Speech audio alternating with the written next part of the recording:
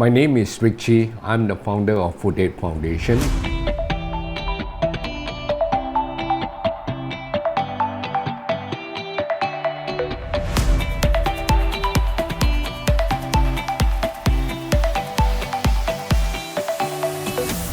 We started Food Aid in 2013, is already 8 over years. Our whole mission why we started this is because in Malaysia we are classified as one of the biggest producer of food waste in the world.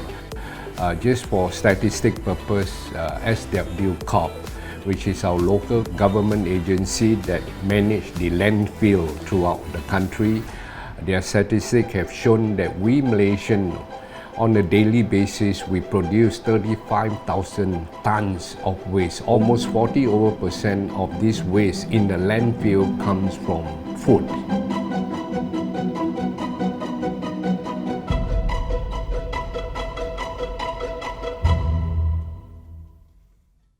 I'm Chef Soon.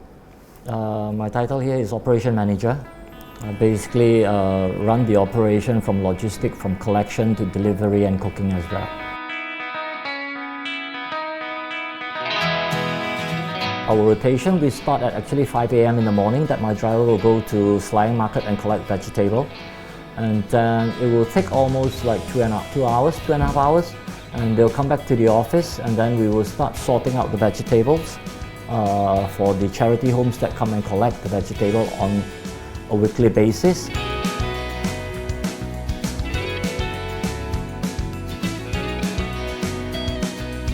And we pack food back as well to give to the community.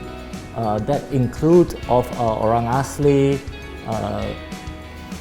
the refugee as well, and then the single parents as well.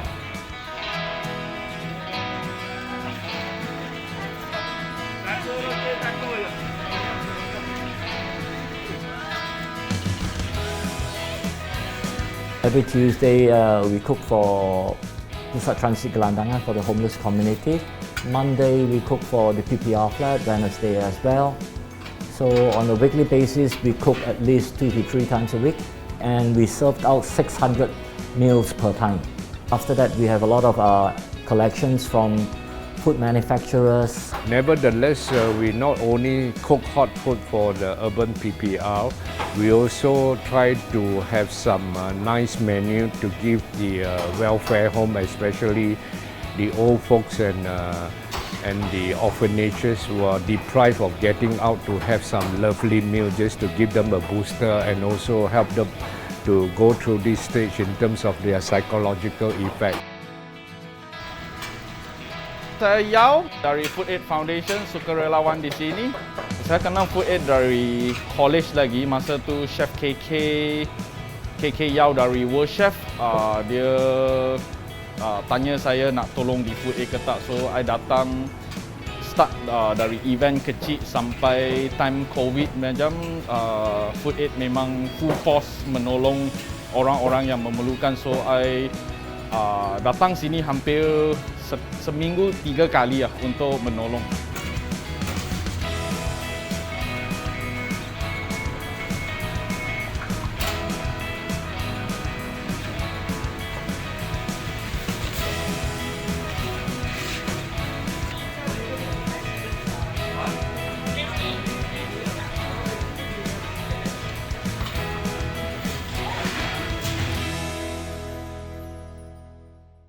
Currently, we don't see much improvement as far as food waste is concerned in our country. You know, food waste is very prominent out there. We all know, from hotel, restaurant, cafe.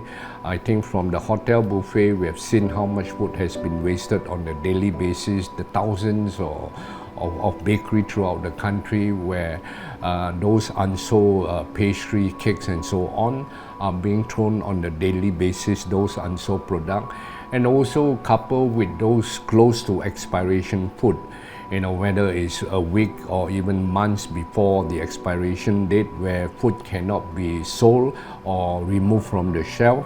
All this food actually land in the landfill. Our job is to look out for all this food And all these food, we term them as still good to eat, but just not good to sell. In our operation here, we have our own laboratory where we check the safety of the food before we get it connected to people who need them the most. And at the back of this kitchen here, I like to show what we rescue, in terms of the protein.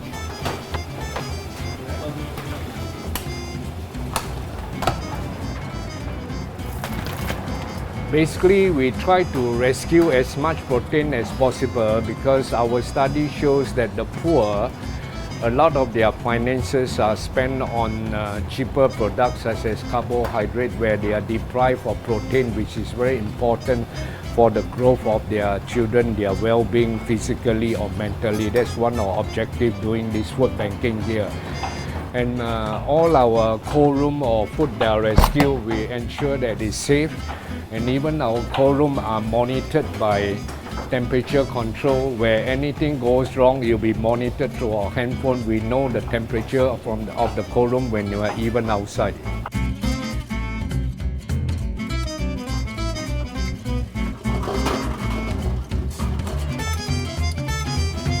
You can see the amount of protein that we have rescued, the meat item that we have rescued, even salmon, fish, which is highly nutrition to the poor.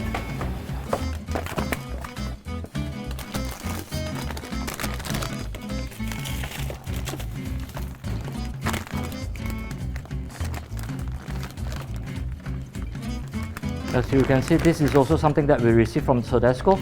So all this, what they help us to do, this caterer actually, whatever left over in the kitchen, they pack it up, they put the date down for us, then it's consumable within 60 to 90 days. And then these are some of the foods that we collect, that we call food surplus as well. And sometimes we are lucky enough to have a whole fish also. And some cheese. So this is the bread that we receive from High Stand on a weekly basis, that we receive between 80 to 140 cartons. So as you can see, these are all surplus and in good condition type of bread.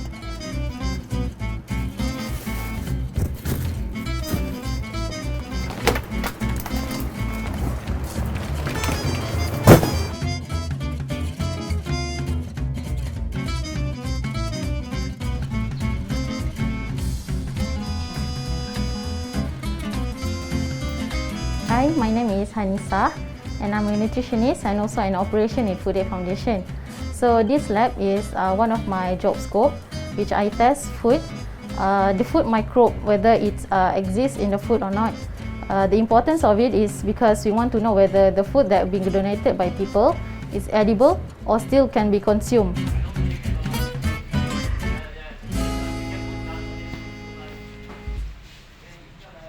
Well, when we first started, of course, we're like any organization, you, as a company or corporate or whatever, you will have trust deficit. You have credibility issue. People do not know who we are, what will we do with the food, will we resell it, do we have the knowledge to manage food. All this will come in naturally, but we know these challenges, so it's all prepared that we have groups and network of support that can help us settle all these issues as we move along. The other big issue is in Malaysia, we do not have a good Samaritan law. We call it a dedicated law that people know that it's okay to donate food, from your surplus food or whatever, because without that law, if anything happened to the food, the question who will be liable, because we are collecting from another party.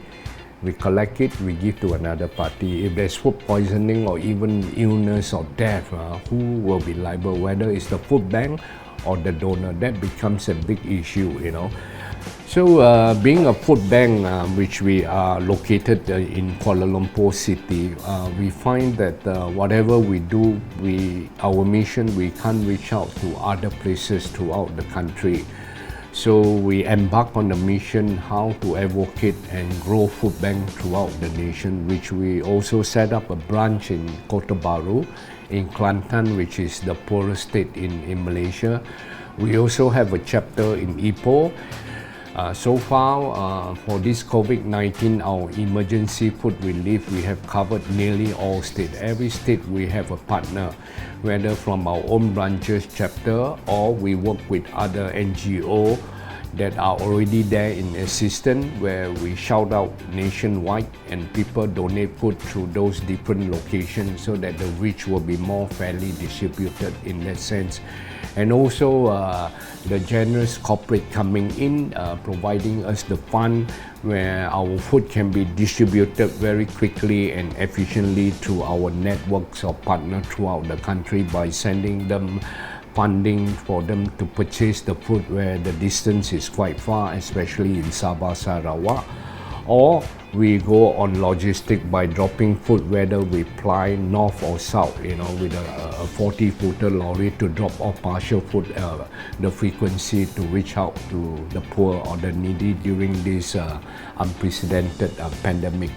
So our entire mission here is to rescue all this surplus food from all kinds of food service establishments, from hotel, restaurant, manufacturer, bakery, pastry shops and so forth, so that we can get it connected to people who need them the most, the poor, the needy, the hungry, and the community out there, from refugees to orphanages, old folks home.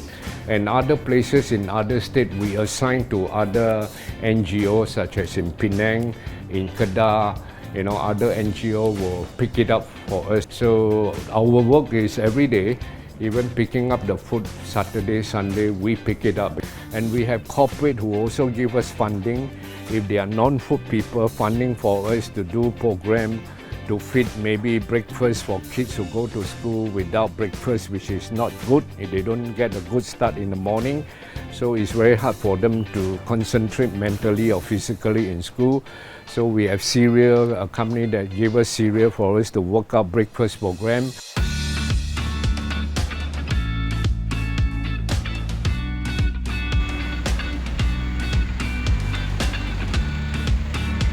The food has all moved to here. It's for the residents around these two blocks, Abdullah Hukum and Bangsa Putra area.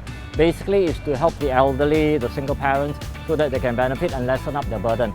Our intention actually is to roll this out on different PPR on a 2-week basis that we change. So currently, this program is actually sponsored by Give to Asia. They gave us the funding and we do the cooking and do the distribution. So we actually tow the caravan to different PPR every 2 weeks.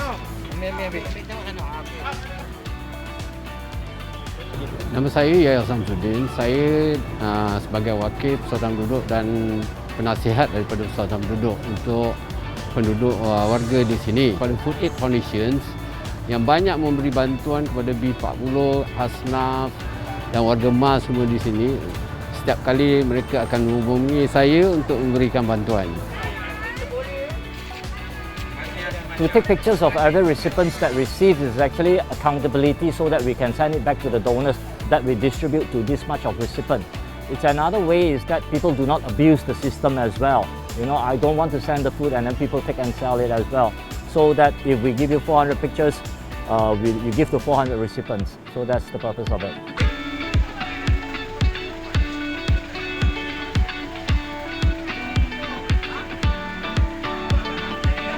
Nama saya Norima binti Muhammad. Saya ialah pengerusi Persatuan Penduduk Perumahan Awam Seri Kota Bandar Tun Razak. Saya tahu mengenai Food Aid ni daripada kawan saya pengerusi Persatuan Penduduk Desa Tun Razak, dan saya terus menghubungi Mr. Sun, penyelaras bagi Food Aid ini. Food Aid Foundation telah membantu menyediakan perkhidmatan sayur percuma ini sudah hampir 1 tahun. Mereka akan menghantar pada tiap minggu sekali dalam seminggu, dan harinya akan berpandu kepada adanya sayur ataupun tidak. Dan perkhidmatan ini telah banyak membantu golongan B40 di kawasan perumahan ini.